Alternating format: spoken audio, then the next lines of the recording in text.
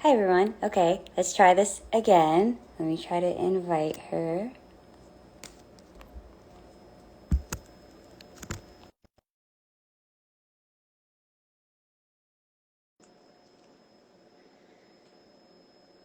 Okay, sent her the invite.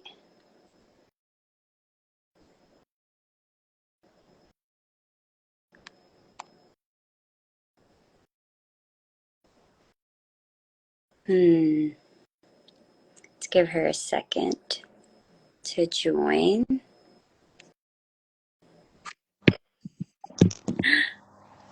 Hi. Yay!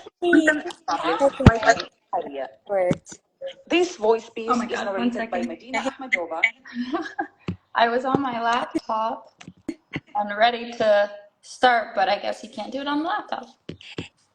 Yeah, I heard a little on the laptop, so I was Lucky. checking. Yeah. And I was first going to use my laptop. Yeah. How are you? You look so nice. You look so vibrant. I love your hat. I know, I felt the summer vibe, so I was like, why not? It's just like brightening up like the energy and space here. I love it. Thanks. It's good to But see you. it's so good to see you too. How are you? I'm good. Thanks Good. for the invite. I'm so excited for this conversation. Absolutely. I'm glad you were able to join. I wasn't sure what was happening earlier. That's okay. That happened. But repeat what so today, it's all here now. You can see her. Okay, so turn it on. Um, what I was saying before is the that we're discussing today, wellness, health versus medicine, and Ghazal is a very special person. She's overcome some significant challenges that we all have. Like her insight and experience of what she can bring to this conversation is invaluable. So I'm very grateful to be here. I'm so glad for whoever can join this live. And so thank you so much for joining us today. Yeah, of course. Thanks for having me. Yeah, so why don't you introduce yourself? Tell us a little bit about what made you want to become a life coach, and yeah, anything. Yeah, so hi, I'm Ghazal. Thanks for the introduction. I am currently a certified life coach. I actually exited my 10-year career in the corporate world last year, and I am excited to take on this new journey. It's been lots of fun and exciting things coming around. So I'm just in the midst of, in the fundamental stages of like growing it, and I'm really excited. So a little bit about me and why I started kind of like the second part of my life in a different um, in a different light was I'm a three-time cancer survivor, and I am currently coping with two autoimmune diseases. I have a rare neurological disorder, and currently I was diagnosed as perimenopausal at the age of 26. So I've kind of overcame a lot of these all on my own, and so health is definitely a big factor in my life that recently came upon upon me because before I was very dependent on, you know, the medical world and just trying to find answers to all these problems that I was facing. And now I'm on a journey of embracing it as gifts and trying to make it inspiring for others to also tell their stories and hopefully bring this type of work out to the community. Absolutely. So much for sharing that with us all. It inspired me to share your story with all of us. And it's so amazing to see you in your journey and where you started and the direction that you're going. Grateful to know you and that others get to hear your story today. Thank you for sharing. Thanks. And okay, so let's ask you one more question before we dive in. So, your clients and your niche, what is an ideal client population that you would like to work with? Or that, I'm sorry, that you're already working with? Yeah, great question. So currently, so it kind of like started really big and high end up there. Like, you know, I wanted to go into holistic health and I wanted to go into transformative mindset. So that is, I guess, the niche that I'm going towards, or my approach that I will set myself towards. So like I'll be doing a yoga teaching training, and I'll do a breathwork training at the end of this year. So I'm really excited for all that knowledge. But my ideal client right now is one who is in the shackles of illness and has experienced any kind of pain, or has been through that health adversity and has faced it. So I'm really hoping to be able to give people the ease in their dis-ease. So I really believe that everyone has the power within themselves to ease that disease. And, we can go looking externally the whole time for answers, but really within yourself is where the answer lies. And I believe through health and wellness, through transformative mindset, that'll all really happen and come together so beautifully. And, a lot of times I will go out in public and tell other people of like my story, but really the gist of my story is just to inspire that you have the opportunity at any point in your time, even if it's rare and you only have 0.01% chance, you can take that 0.1% chance and make it your 100% chance of making it out healthy and well. So that's in the direction that I'm going. So right now my target audience and people who I've worked for are cancer survivors, any autoimmune disease survivors, and people who are dealing with it currently in this moment. So I am striving to bring this into hospitals and clinics. So at the moment, I'm talking with a few, and I'm hoping that this can be more public, and it doesn't have to just be a work that I do in, these four walls of my house, which I've been so grateful to do so already. But I do wish for this to be more out in the public, and hopefully bringing a different viewpoint out there, that there is this wellness category that is missed in the medicine world. And I am hoping that not only people who have faced it personally, but the people who are around them are very important to also have a taste of what this is also all about. I love what you said about the power to heal your body and your spirit and even your mind is within you. That's so powerful, especially illness, whether it's physical illness, mental, just just in general for and as you were talking about wellness um, versus health and medicine, what would you say is maybe the difference between coming from a disease-based model versus a strength-based model in building your wellness around an illness and healing? Yeah. Well, it's difficult when you're in it. So when you're in it, you are surviving, and you're trying to make the best use out of what is available to you. So, and that's what I'm coming back to, is that the availability that was around me was very minimal. It was very condensed into just the medical world. And so, and as life goes, you really have to find what works for you best. So I would say being in it versus being out of it, being able to survive and come out of it, is two different areas that my programs walk people through, depending on the assessments a client comes and takes, and depending on where they land in their journey, it's very different. So right now my biggest focus is with people who are already overcame an illness or a disease, or even just any like chronic pain, even if it's minor. I've been working with people who just have like these slight headaches and they just don't go away. So I believe that, when you're out, that's when like you get to go like explore and figure out what's really best suited for you.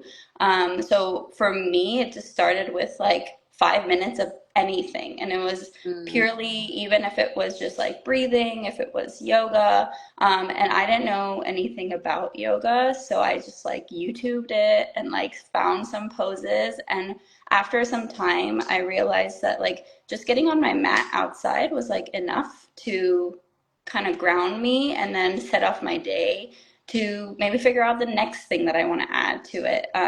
Because I was on several different medical leaves, so I realized that when you have that time and that leverage, you can go exploring. And then there's people, again, clients will come and say, well, I don't have any time and I don't know how to fit in something new. And so really breaking it down to like the bare minimum is what's key. And so really what feels good, what touches your heart, what touches your soul, what touches like just the warmth of your body, being able to like even like touch yourself and like hug yourself is like the most little thing that someone might think, but it goes a long way. Like if you don't get a hug that day from anyone else, the minimum you can do is just give yourself a hug and be able to touch your body and see what it's communicating. I think that's key, is like anything that grounds you mhm. so that you can have a moment to like listen and hear what your body is telling you, what your mind is telling you, then you can choose which direction you want to go with. So there's so many options out there. I feel like I've only like cracked the code with a few and what's worked for me, but I love how like the wellness world is growing and thriving. But still, I felt like whenever I was in these closed doors, I felt very lost. So I have to go out and find, these options and resources for myself and connect with people that are out there and doing the same thing and trying to make life a little more easy for our bodies. Absolutely.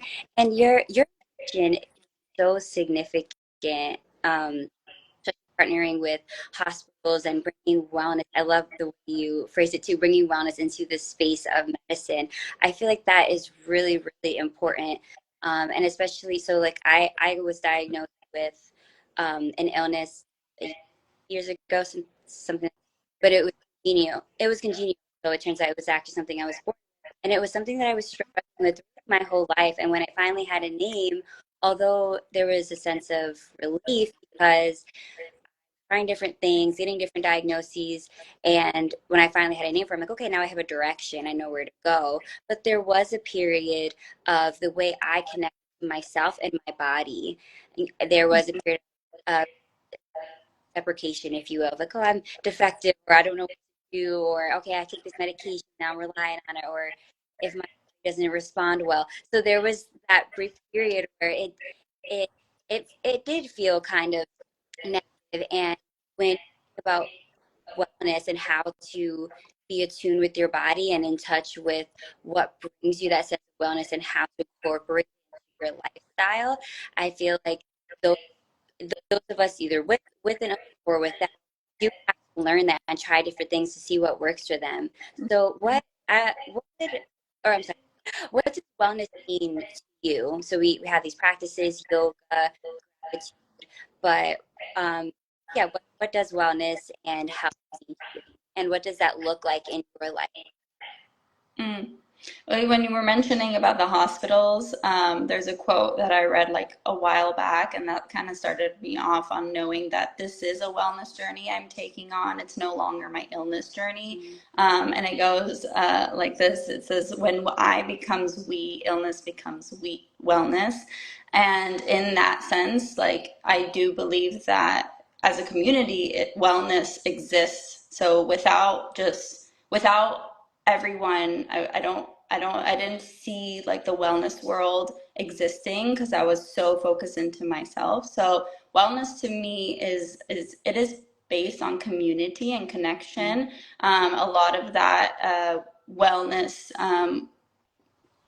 wellness like theories that like people were telling me about were coming from people who I'd never met before or never would come across. And wellness is really like the universal language of like your physical, your emotional, your mental, and back to yourself. So I see like a full circle coming together when I talk about wellness. It's very different again than illness. And so just being a year or two into a wellness world after 26 years of illness world, it's definitely new, and I'm still defining it. The more I see it in a universal and circular motion, it makes more and more sense. So recently I've also gotten the privilege to, like, through yoga, I've learned how, like, the spiritual aspect is in it as well, for anyone who, like, has a spiritual side to viewing life. I never had one, so I think that was an interesting intake. And so I think the cycle just keeps, like, evolving, and there's different parts to wellness. So it's like the whole thing. It doesn't have a specific angle to it. Like, you can have your emotional wellness is very different practices than your physical wellness. And again, it's like coming to full circle and figuring those parts out that work best, and then maybe categorizing and saying, oh yeah, this is treating my mental health, this is treating my physical health. So there isn't just like one definition. I'm still figuring out the connection between all the different parts of it. Yeah, absolutely. And I agree with you 100%. If I were to define health or wellness, I would start with those three areas: physical, mental, spiritual. How am I operating areas of my life? Do I feel optimal every day? Do I feel happy, sense of contentment, or am I struggling? Does my body ache? Do I feel my stomach hurts one day? Because illnesses, it's a structural abnormality that I have, and I love that journey with yoga. I did too, actually. So I was looking up things and what can help this stomach issue, and especially where it's right in my body. So if I'm laying down and like can't move, so I was looking up ways what would help this like issue, and thing to go I came across with yoga. So I love that we share on our physical health journey, and that would open the door to a whole new world and now lifestyle. I love. Yeah.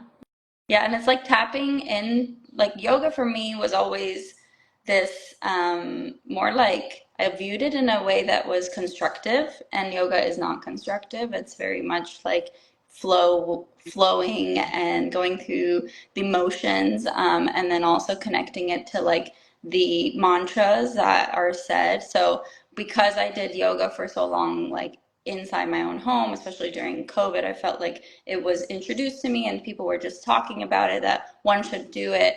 I was really just doing it because I was told that it's good for you, but I never really understood the depths of it. And that's why, and like tapping into breathing exercises when I did my first cold plunge, I was like, oh, this feels so different. This is wellness. Like, it's not necessarily doing your facial care or like getting your nails done that's wellness, because I feel like I had a very wrong interpretation of like what self-care is, which self-care leads to wellness for me in the past. And I have heard a lot of people say, I do take care of myself, and the type of examples I'll hear from clients are things like, I get my hair done, and these are all really important to build a self-confidence for yourself, and in that sense. But beyond that, the physical body, the mental body, the emotional body, it doesn't always lie in those few seconds. Wellness is, like you said, it's like a lifelong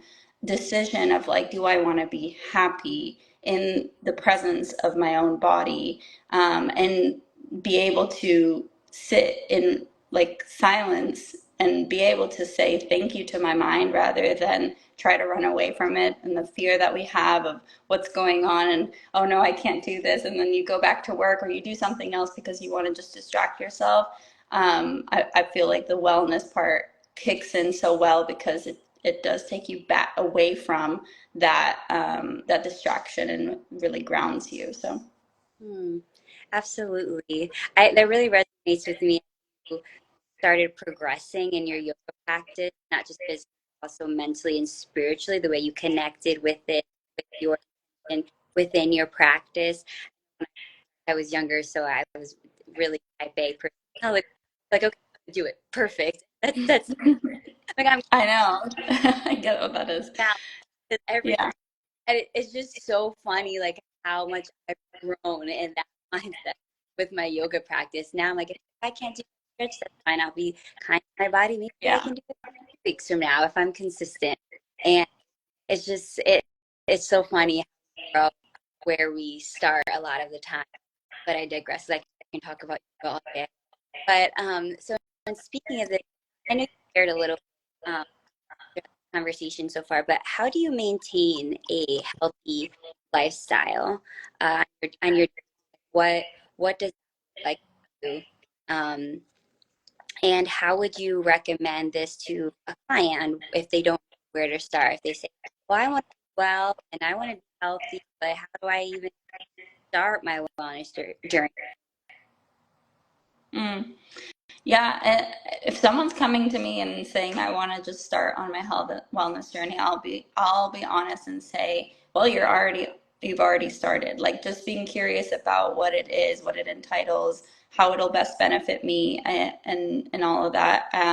So in regards to like your previous questions, also like when I was in the process of curing, my diseases, I felt like there was no meaning to when someone said, oh, you're also healing. I didn't feel like I had a connection towards healing. I had a connection towards curing and trying to make it out. And so when someone comes with a curiosity around wellness, I have already an idea that depending on where, like, what the background is like, that person has a clear understanding as what it is to be like surviving, what it is to be thriving, and where they might stand. And I feel like wellness is a great like middle ground where you've just kind of like hit the point where you've survived and now you're getting into a place where you don't even know what the next thing is, but wellness might get you there. Wellness might get you clarity to that point.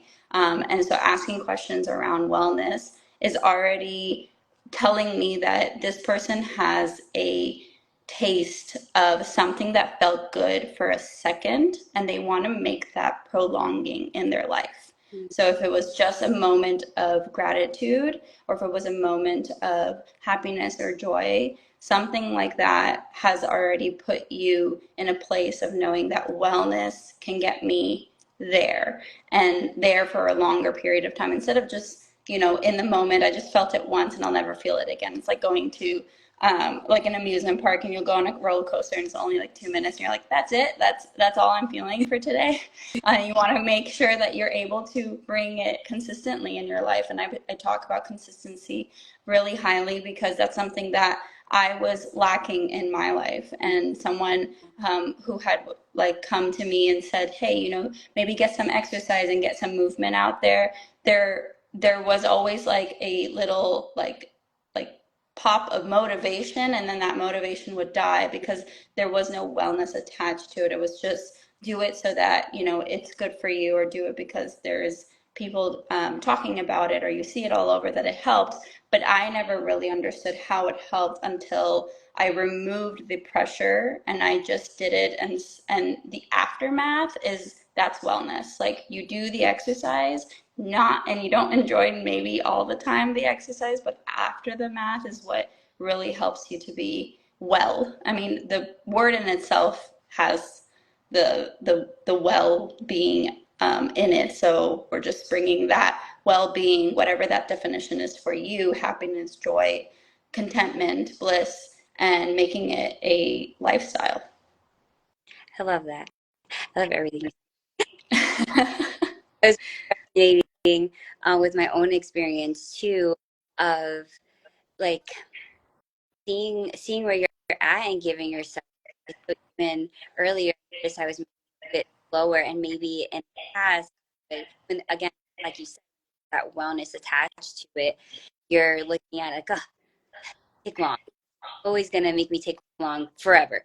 And I actually had that mindset. I'm like, well, then my body's just being slower today, and if it gets done later, it gets done later, and that's not a like there's effort or a sense of apathy, but it's more so appreciating your body for where it's at and showing yourself grace, incorporating that well. mentally, physically, and spiritually through your daily practice as you think about your. I love that you said that. Yeah, It's it's definitely taking it to the next level would be, after the fact that you understand what wellness entitles and how that is best suited for you and how you can bring it into life. At the next level would just make it a a like never ending lifestyle that you just want to prolong forever. So I think that was the part that was missing for me because I didn't have this drive to want to do anything towards a healthy lifestyle because in my own body I was a, a stranger. And so and that's why it does matter where the client is at and what stage they're at, and then knowing how to best deal with what the resources they have available. So I take that very considerably when I think of my clients, because everyone comes with so many different stages of their life, especially in stages of whether you're treatment or your recovery or your after the fact of recovery, which a lot of people don't even know what that is. Like I mentioned too, like wellness for me didn't become a word in my dictionary of life until I understood what the aftermath of recovery is. So we all know, like after we break like an arm, we're gonna have to go do some physical therapy to be able to, or go to rehab to be able to move it again. So in that sense, you need to understand that you're out of the survival mode and you're shooting for something that's unknown, and then once you get there, then you can say, oh, this is what it's called to be well, this is what it's called to be healed, or healing process is starting, and now I can shoot to thrive with it, because it's really hard to live in a body where it's not familiar, like you're not familiar with the fact of what it's doing. So I'm not sure. I'm new into this side of the world, but I do believe and I do see that people struggle with the fact that they don't know exactly what the next thing is, and a lot of the times I would say it's either healing or wellness, and I think the two go really well hand in hand. absolutely, and it's so helpful how you differentiated between surviving to thriving when you're surviving to thrive and healing, the process of healing, and it process. And while we're healing, like a broken ankle, and the process of that, it actually hardened, and then it's stronger, and through that, that it goes through a lot of pollution, but at the end, it's stronger than how it started. So Exactly. right, so to be able to see the end in mind, and give your grace, because you don't know how, not to say how long it's going to take in terms of time here, but you're going to feel at each stage of the process. And when things are lifelong, it's learning how to live with it and develop a relationship with your body. I know when I was younger, I was very resistant and said, because I'm Puerto Rican, so we can very like, no, I'm gonna my way. So to me, I feel like no one me had the issue that I had. So my mindset was like, well, I should be able to do Mm-hmm. this, or I should be able to eat this, or X, Y, and I really just like, what? My body's different. My different. It requires something different. It requires something different from me, a different level of understanding and curiosity with yourself, learning more about how your body works, and incorporate that appreciation for it and gratitude. And I noticed when I started doing that and started not looking at myself as uh, defective or something like that I'm deficient, I'm like, oh, you know what? I can come at this from a strength-based mindset and not prescribe myself yoga or prescribe myself a plant-based diet, but more incorporate it well into lifestyle, and put intentional effort into it where I'm at the stage of the process.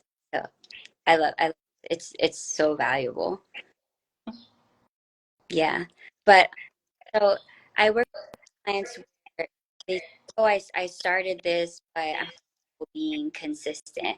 So how would you gauge if you're following, like let's say you have a routine, you're doing really well with it, and life happens, fall off, or you notice like you haven't gone to the gym as much, haven't done your much.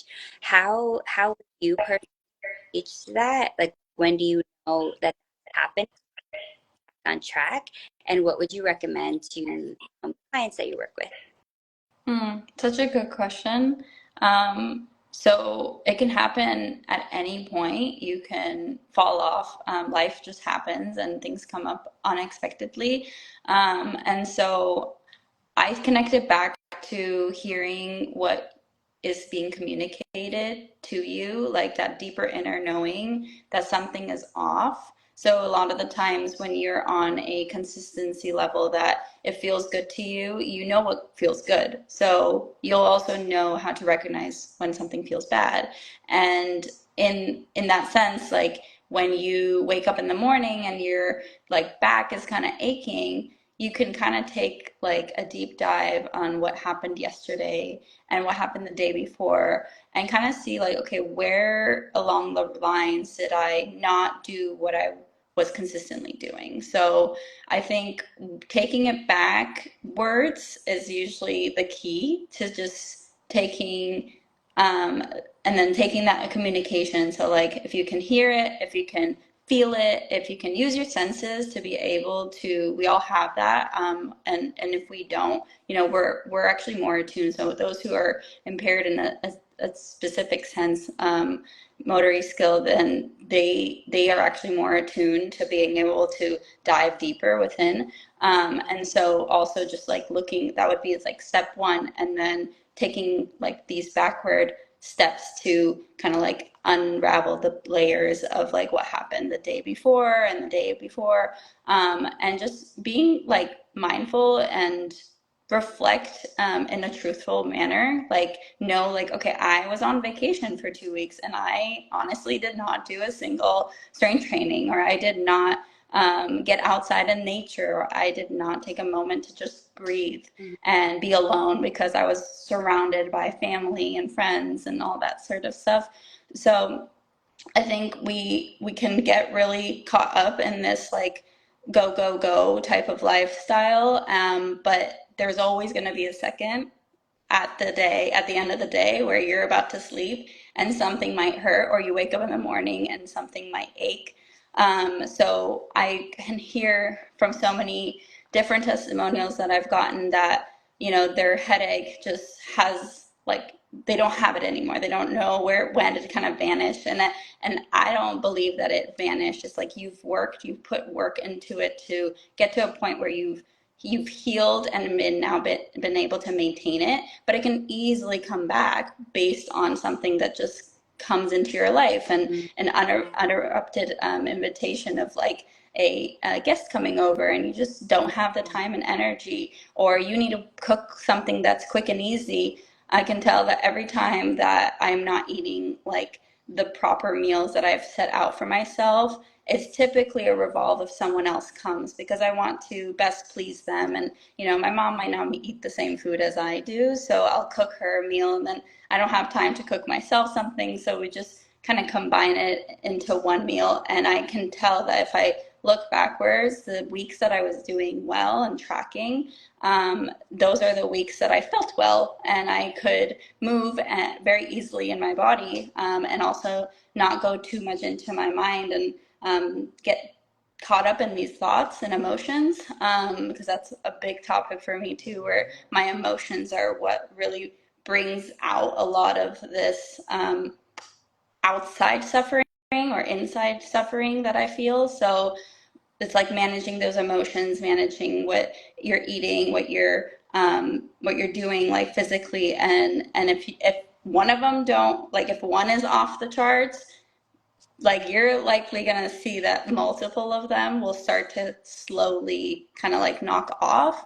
And it's kind of interesting because I've kind of tested myself with this, where like I was on vacation, I was like, I'll do one thing that's consistent. And even if it's just in the morning, I have like this gratitude mantra that I say. But I could see that like that kind of started to fall off because all the other items that I had put together so nicely in like a nice routine, they were the ones that were also like helping that one be grateful. So like in the mornings I would wake up and I'm like, I don't know what to be grateful for because I didn't feel so well within myself. So I could tell that the first few days was super easy and I could just like get up and be like, yeah, I'm grateful like for this time and family and food. But then slowly as time went on and I didn't have my routine, it felt like, okay, there isn't much left because I didn't feel well. So it took time to then come back, readjust, and then do the routine like step by step because that's usually what happens too is like you can't just like go fully back in. It's like, okay, I'll do one thing today and one thing tomorrow, and I think that consistency will help. And once you keep doing it and once you keep falling off, it gets easier to just like go back on. But definitely, like, what's helped for me is also just having someone that can keep me accountable, or like someone who can check in and say, like, how are you doing, like, since you've been back? Or how are you doing after your recovery of like your sprained ankle? Like, these things are very important. So that's why I bring it back to community and connection as well. That wellness is like fairly difficult if you do it on your own. If you can bring a community and connection into it, it makes it more fun and be able to hold that consistency level. Mm, absolutely. When you said community connection, as far as the partner, someone checking in with you, like, hey, how are you doing? How'd you do? Like, it was different.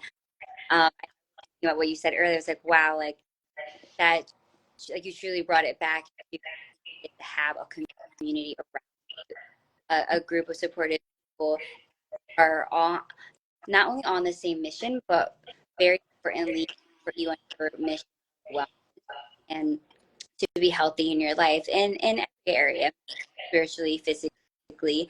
And I like what you said about the practices that Mm-hmm. you use for what inevitably going to happen. Like they passed, and my dad is like a week from Father's Day, and I knew, okay, I already and adjustment period after the last 2 days that happened. Yeah. But like, you know what? Like, birthday, it was with my family, friends, spending is really meaningful to me. So also self accountable, like, okay, well, what I'm already aware. So what am I doing after to counter whatever I ate? Really, that's what it is.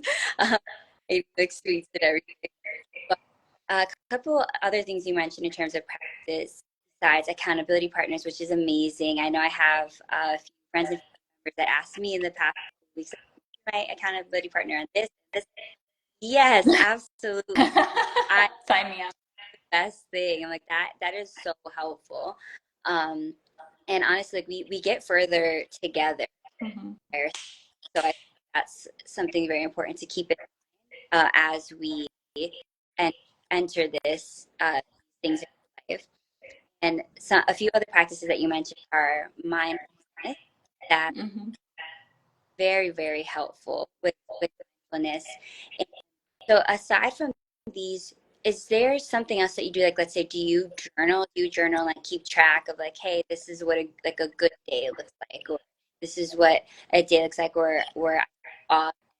And do you ever document the feelings of like this is an optimal day for me when I feel well mentally, physically, I feel go for a certain amount of hours, versus like, hey, this day is off because I'm noticing, like you were saying earlier, like feeling achy or maybe you're just not in high spirits or something that you mentioned too. What gratitude, struggling to find things to feel grateful for. And I know that gratitude practices are it so important, and they can really shape your day and change your attitude and energy that you bring into your day. Know that I was doing really well for a while, and now sometimes I do it in the morning, sometimes I do it at night. But like, is there a time that you recommend gratitude practice? I know I asked you two questions there, but I feel like these are all so important, and it's also a helpful reminder to all, hey, we're all doing our best, Yeah. Not if, but when times, other important things are in that time period too. Like you said, we do need times of rest, rejuvenation to areas of high performance in our life that we're all looking for. Yeah. So I hope I can remember the first question. So yes, I do journal, and there isn't like a right or wrong way. What I started off with was like I had a collection of journals that I would get from like gifts and birthdays, and then I just realized that like because I started to collect them and feel bad that like I was always like a hoarder in a way that like I don't want to use anything that's new. And then when I recognized that like these are just sitting there and getting dusted, like they're pieces of paper that you're meant to put pen to, I started to kind of like um, organize it and like give each journal like a task. So like I have a journal that so I've evolved. So what I started with was like a plain notebook that I just free wrote in it and really messy handwritings. And now sometimes I'll reflect back, and it's really nice to reflect back and have the date because you can see how far you've come. And you can see what you were doing versus what you're doing now is so different. So yeah, journaling is like the best way to like document your life. And I mean, I feel like the most important person or like the most important thing that happens in your life is like it's back to you. Like you want to know what's going on with you. So it's a great record tracker. And like after I started to evolve, because I started to actually like fall in love with the fact that like I get to just express myself in a very free formation, it became more regular for me to like go and see what kind of journals work for me because and then there's so much resources out there like somewhat I get overwhelmed because I'm like, oh my God, I want this and I want to do it all. But I know that what has worked for me is these one-liner journals because like even if you don't have the time, that's the dedication you have, like whether it's in the morning or at the end of the day or somewhere in the middle, like you attach it to a different habit of yours. So that has been really helpful. It's a 5-year journal, and every day you just write 1 to 2 lines. And I've kind of made it a common theme that I can also manifest something that day, something that I am looking forward to or craving. And so weirdly, like every time something happens, I'm like, wait, I gotta go back to see, did I manifest this? Because you know, we have all these thoughts and we have 60 to 80,000 thoughts. I think it's growing now, but like a day, and I can't keep track of it. I don't know who can keep track of those thoughts. So if I think of something like, so now I see the world differently because I have a record of it. So if I see, you know, something like a butterfly flying, and that was some like sign for me back in the day, like I can go back and be like, wait, am I going crazy, or like there's the connection there. So it's really nice because then I feel like I'm connected with myself, and being connected to the self is what is so revolutionary for me in the wellness world. Because again, it didn't start like I didn't start getting up one day and like working out and like doing all the things that I'm doing, like plunges and yoga. It was more like I needed to reflect before I can go into what works for me. So I feel like it's really important to have that self-reflection. And some people like do voice memos, some people have like sticky notes that like they'll just like have and you know put it on a bulletin board. I've seen that too, and that's something I really liked recently, that like I get to have like a wall that's empty in my house, and I just put like these sticky notes all over, and I'm able to understand myself better and be able to then reflect back and see like what's working, what's not working. But I really do recommend having some kind of journal and like on the side of your nightstand or downstairs when you are eating, where you can just like free write of like what's going on and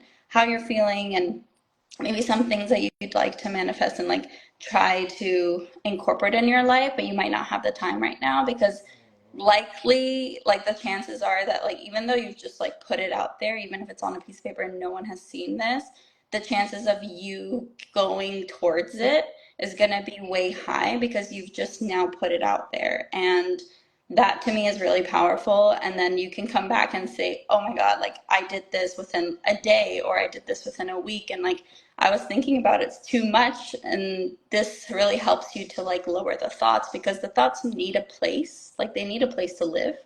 And the mind is so much more capable of just holding thoughts. And like it requires more than just holding thoughts. It's like creative, it's explorative, it's empathetic, like all of these great tools that we have, they need a place to shine. And so have your thoughts like sleep somewhere and be able to shine the other gifts that you have through the power of your mind. And yeah.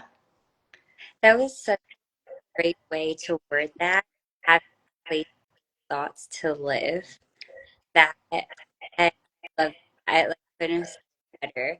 Because I feel like with journaling, especially engaging in self-reflection and documenting moments in your life and moments along your experiences, it it's really like a place of getting it out of your mind and put and when we move throughout our day and time passes and we we tend to be our own worst critics. We tend to be hard on ourselves and think like, oh, am I doing enough? What am I doing? I feel like I haven't done anything. But if you have a journal or somewhere, like you said, sticky notes, like there's so many different ways that you can engage in practice. But the point is recording, document those thoughts in Mm-hmm. real time. Always look back and see like, oh, I have come a long way. I used to think this way, but that way anymore because it just me. And Exactly. now it serve me for who I am now. Yeah. So I love how you laid that all out and expressed how it is and like what you were saying earlier, self on how do I feel this day or where am I going and really what what do I want to bring into this day or how my life at this moment and also being very intentional about the practice. I really Yeah. highlight that beautifully is intentionally journaling. Even all the different journals there are a lot and it can be like okay I'm gonna get a journal and just there's a plethora of journals so for for just the few times the one liners I looked at those and I know when I started journaling uh, I I get that mindset of well how do I, and there's a way No. and it's so interesting but when I looked back on my first few literally said I don't know what to do. I don't know what this. Yeah, I have the same prompt. Like, I don't know if that's a normal like prompt to start with, but like everyone that comes to me and says like, "Well, I don't know how." I'm like, even whatever, even if you think that you don't know how, write that down. Like, just say, "I don't know how," and it's so beautiful to see it evolve. Like, I do many, many times go back to that first time that I put pen to the paper, and it was really hard. Like I could tell that like my script was like it was struggling to like get these thoughts out. But the more and more I did it, the easier it got to recognize the thoughts and understand them, and have a place for it to live. Because I do believe that everything deserves a place to live, and every thought, every emotion, it's coming from somewhere an energy base that you're needing in that moment, and then releasing it as part of that process too, and letting it go, and surrendering and all of that, that we both know it from like yoga terms. Like there's a beautiful cycle of life that happens with thoughts too. It just goes through the cycle of life, and when we're just doing it within our own minds, because the mind has so many other capabilities and it's in charge of so many things, just alone our motor skills and keeping us alive and making decisions and going to work and all of that, the thoughts, they get scrambled in there. And so that is when a huge topic that's not so highly talked about after getting physically ill is that mental illness part, where we go through this stage of like, okay, well, why am I experiencing palpitation of heart? Well, a lot of the times it starts from the mind and goes to the body. Most of our diseases have now turned into diseases and have a name to it because our mind is capable, it's so powerful to really be able to communicate that, and vice versa. The body can communicate back and forth. So communicate that onto a piece of paper before it communicates or miscommunicates with one another, and gives you something that you don't want to be living with, and identifying as. And that's really important, is what narrative am I saying right now? What's coming on the piece of paper? Is that narrative true? Is it not true? How much does it serve me? And all those great reflective questions. But yeah, another way I started was I had that journal, like a free write journal, but then I had like prompt journals too, where it just was like easy prompts where it would ask a question and I would just answer it. And I really like those. It's like a guided, like almost very similar to like guided meditation, where like I don't know where to start and like what to say. So there's plenty out there that you can start with there. And now it's like it evolves. Like it's beautiful to see, like, okay, I have a journal for my dreams. I have a journal for like my morning. And you're called to sometimes each journal. Sometimes you want to leave some journals aside. So it's really like this free writing, and no one's going to judge you. So don't judge yourself. Like if you journaled one day, you didn't the other day. Take baby steps. Yeah. Absolutely. That you just said it perfectly. You know, a lot of people ask me, like, "Oh, what if I forget one day? Do you journal every day?" Like, yeah, I journal every day, but when I was starting, I would journal for 30 and not Yeah, journal, and then not journal for 2 days.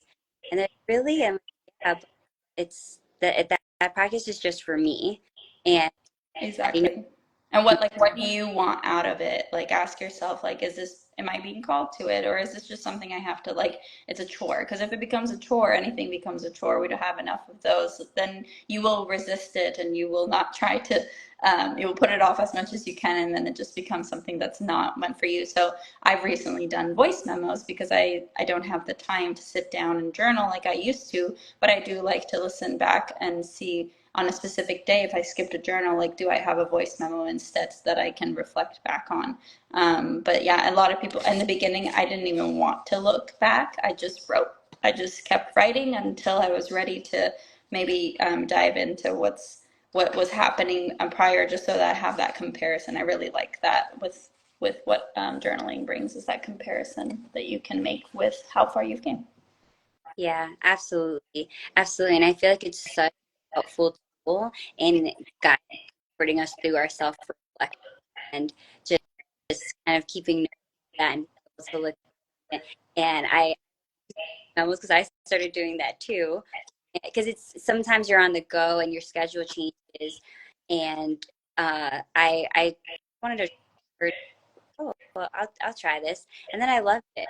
So really just what works for you. Maybe like take little videos of yourself and record. Yeah. There's so many different ways. Some people I know, like, they keep a virtual journal, or not virtual, a digital journal, and their whatever works for you. You're wording, but you said whatever you feel called to, and Hmm. and that, and really not treat it as a chore, because it will be different feelings and energy on what we're on, what building it around, like how we're perceived. Yeah. Yeah. Beautiful. But so we're up on time here.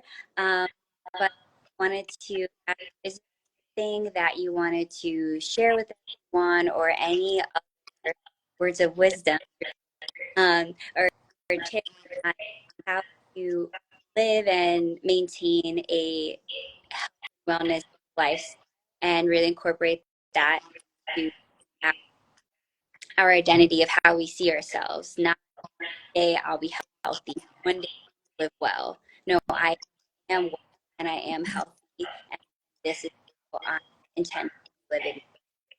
Yeah. Oh, I love that. I am well and I am healthy. That is actually exactly how I was able to heal myself through every single battle. Not that I was in any type of denial, but I had to let myself know that I am already well, so that my body can feel the wellness is possible. And again, I think what's really important is when you're in a stage of transition, it can be very difficult to find that. So one thing that I have found so useful is having a support team is key. Without a support team, and this can be from family to physicians to mentors or coaches, and that can help you find a direction that best suits you. And really, in the end of the day, the best mentors, best coaches, best physicians are those who do ask you those open-ended questions. I remember one physician had like maybe a few minutes towards the end and asked me like, what is it that you want? And I didn't know, like I really truly didn't know what I wanted. So that opened up a can of worms that I had to go discover for myself. But that was along the way, like it was part of the process of finding the team that is going to help me, because that physician I might see once in a lifetime, and I'll never see again and I don't have contact with. But that kind of started the trail of like, okay, I'll go find someone else who can help me with what I want. And what would that be? Okay, maybe I go to therapy and I'll start talking, and therapy then led me to journaling, and journaling led me to, you know, different mindfulness practices. And there was a lot of moments where I would say like why would I keep doing this? Why does it matter? But every time I asked myself that question, and I was sitting in the garage, I can remember it like it was yesterday, where I was telling my therapist, like, does it even matter? Like, what if I just get sick again? What if it happens again? And she was just telling me, you right now can embody that wellness. You can embody being healthy, because that's what you radiate. And your fear is blocking you from being able to really embody it. So I would say, like, wake up in the morning, and the first thing you can do, I'm sure we all have mirrors around that we can get to, or like take a selfie video like you were saying, and say like, I am healthy, I am well, and I embody this narrative, because any other narrative will definitely take you down this slippery slope, and no one wants to go down that slippery slope. It is really messy, and it just doesn't help in the fact that if you think that you're gonna get to wellness, then become well. And if you think you're going to be healthy, then become that healing part of that healthiness. So I encourage that you bring in a group of people who really understand you in the best possible way, or can at least help you make these steps forward. And they will be baby steps. Like, I will put it out there, they will be tiny steps until you get to a place where you have momentum on the tiny steps. Because there was a moment where I was like, oh, I'm taking all these really nice and tiny steps, but I needed to be stretched and challenged. And so I needed to go out there and find someone who is going to challenge me. So I brought in another person who can bring that challenging side. And I think along the way, I've just met so many people who are really willing. Like, if you just say, I need your help, and you not even know what it might be in, this person possibly could have one little step for you that, you know, you can take or you get inspired by. And yeah, I think it's just about having the conversation. I really encourage everyone to have a conversation around the fact that you're not well or you are well, and that you aren't healthy or you are healthy, because and you don't know who you're speaking to. The other person might be the opposite and just be like, oh, well, how did you do it? How did you get there? And you know, what's your story? And yeah.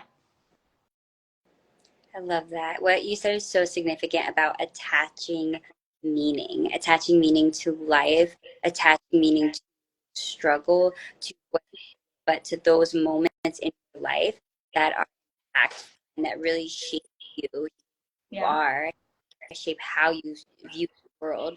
And if you can attach meaning to it, then it brings it brings a new sense of life, exactly. right? And of abundance and of gratitude. Essentially, you navigate that. And I really appreciate you saying that, because when I shared my first of like, woe is me, because that was not doing anything. It was just like a wasting time and made me feel. But when I just kind of just snapped out of it, I was like, okay, what can I do?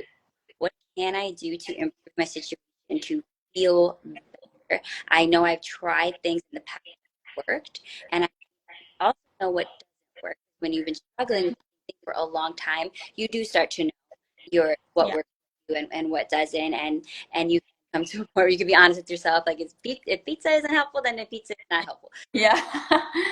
Yeah. It's hard to get there. Hmm. It's like you'll understand more and more when you get deeper in it. But like pizza was in my life for a while I was doing yoga, and I was like, well, why am I still having pain in my back? And then, I got to a place, but it took steps. So it took those baby steps to get to a place where I could recognize that pizza isn't the best for my gut health and what gut health even is. And it's beautiful to like just also enjoy the journey of learning it and doing it wrong, or quote unquote wrong, or doing it the way you are always taught to do it. And then maybe now you get to enjoy this new side of yourself. But like, I know we all want to get to that destination spot. I'm still striving for my destined spot of being healthy. But right now I am healthier than yesterday, and I am healthier than the day before. So every time that I reflect back, and importance of reflecting is in that sentence in itself, that with that reflection I can then say, okay, I am on the right track towards, and I'm striving towards that destination. So I would say a word of wisdom is know where you're headed. If heading towards healthy and heading towards wellness is where you want to be going, then start asking yourself, like, what am I doing? What can I do? And ask these questions so that it can start to pave the path and put the pebbles along the stream and get you to there. Absolutely. That's a beautiful note to end on. And so much for joining us. I'm gonna Thank you for having me. to read through the chat really quick. Thank I know, I saw it pop up. It was so cute. you for everyone who joined. Michael said he loved that. Um, I sorry, Akriti, I forgot how to pronounce her name. But she said agreed 100%. Um, where did my goes? Good, happy for you, how far you come. Oh, so sweet. That things. Let me scroll up here on support and mindfulness and her faves. Oh, her faves. Love you, Lisa's. Um, let me see. I know there's a few more. Ben, thank you so much to everyone who joined. Nice. Okay, got through it really quick. Um, but thank you so much for coming on here. I appreciate everything you said, sharing your journey with us. I truly believe that by us sharing our story, we can help. We really don't know where the little versions of us are, and when and to hear this and hear these parts of our journey and how we overcame them. So thank you so much for all you, Of course, thanks. a special person. I really appreciate it. Thank you. Have a beautiful Have day. a good one. Bye, everyone.